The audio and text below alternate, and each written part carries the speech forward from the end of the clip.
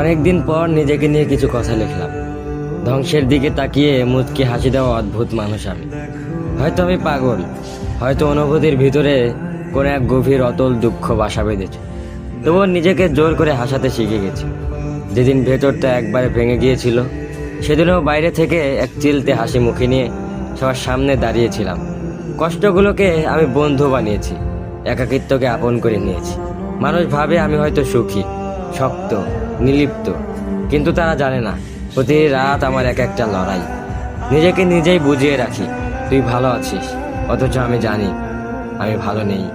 ভেঙে যাচ্ছি প্রতিদিন একটু একটু করে, আর এই ধ্বংস হওয়াটাকে যেন ভালোবেসে ফেলেছি। আমি সেই মানুষ যে হার মানার আগে হাসে, কারণ জানি কান্না দেখিয়ে লাভ নেই। পৃথিবী শুধু শক্তদের মনে রাখে, দুর্বলদের নয়।